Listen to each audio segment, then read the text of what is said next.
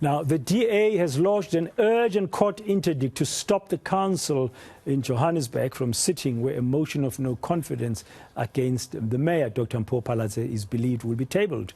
Phalatse argues that since the ousting of the Speaker, Vasco da Gama, self-appointed acting Speaker, that's COPE's Colleen Makhubele, has no right to call or convene a sitting of council. She says only council has the ability to elect a speaker, which has not taken place, thus rendering this forthcoming sitting illegal.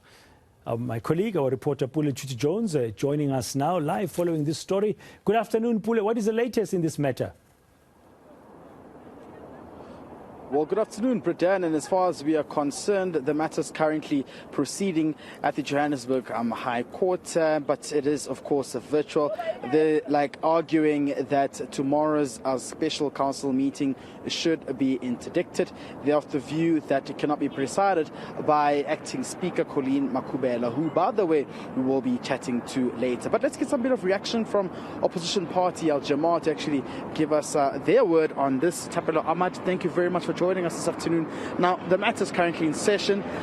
You are one leg in to having the special sitting tomorrow. However, it could go anyway. This interdict could proceed and halt all proceedings. What's your latest reaction on this interdict that's been filed by the DA, of course? No, thank you so much, Pule. One, I should state that we want to put the residents first, right? And who calls the meeting is of no consequence, because whether the acting speaker or the acting city manager calls the meeting, we will meet the same objective. The same objective in the sense that we need to put the residents first.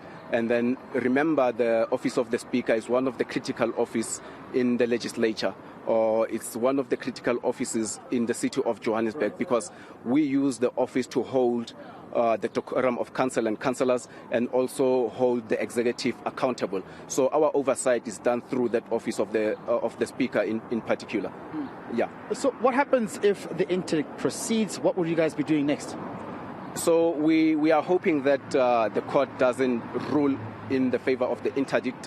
One, we're hoping, or rather wishing, that the court doesn't see this matter as urgent, because remember, in the previous sitting, when the speaker was removed, council and councillors by conduct, we agreed that the speaker, the acting speaker rather, who's the chair of chairs, Councillor Colleen Makhubele, is now the acting speaker, because when there was a vacancy in that office of the speaker, right, when she presided over the remaining agenda items, our conduct considered to say she is the acting speaker, because none of us stood and objected her presiding over the proceedings of council on that day. Now, this is the numbers game, and of course everyone's now consolidating power to ensure that if the interdict does go through, that you guys, your session will not hold, and the DA will continue having much more numbers on their side. But of course, you're also hoping to gun for more numbers, to say if the urgent interdict is chucked away, you have the numbers to actually have now the vote of confidence against the mayor proceed in council. Are you sure that you got the numbers? I'm confident that we have numbers. So this is one of the signs of desperations by the Democratic Alliance. Remember, if they were also sure that they had numbers, they wouldn't have brought this stalling tactics so that they defer council sittings. If they are confident that they have numbers, why can't they allow the sitting to happen tomorrow so that we can elect the speaker, and then we make sure that the residents are served? Remember, there's also an issue of what committees which the former speaker didn't conclude. So we need to move as fast as possible so that we ensure that we serve our residents in the city of Johannesburg, instead of playing political desperation. The mayor is of the view that you're trying to parachute yourselves into power so you can actually enforce the transitioning of a lot of things, including stealing from the coffers and, of course, corruption. They think you're trying to advance that once in power. What's the reaction of that? Corruption, it depends whose lenses are you wearing. I can't say those who are in power now, they are corrupt or not corrupt. I can assure you that there are many cases against her of corruption, maladministration, corruption, and frauding the city. However, we need to question whether it is corruption because it's done by a black skin, which has been criminalized, or is it corruption because we think that a black child is not capable of governing.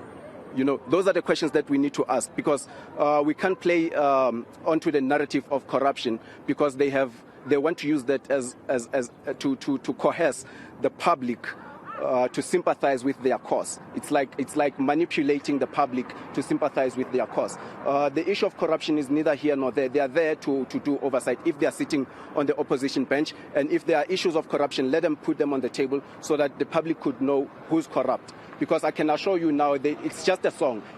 They're just singing the praises of corruption, but they haven't singled out an individual who's corrupt. Right. That's Tapela Ahmad from Al Jamah, Bradan, joining us this afternoon. Of course, that urgent applications currently to interdict tomorrow's council is currently being heard by the Johannesburg High Court. In just a few hours from now, we will be getting responses to what happens next in terms of the agenda of tomorrow. But of course, we'll be speaking to the chairs of chairs and acting speaker Colleen Makubela just a few minutes from now, just to get her reaction. Hopefully from there, the High Court would have delivered a ruling to see what takes place tomorrow during that council sitting that's expected to convene. Thank you very much, Pule Letshwiti-Jones there on what's going on in the Johannesburg City Council. This coalition is joining the queue of others in the country, around the country, that looks like it's crumbling.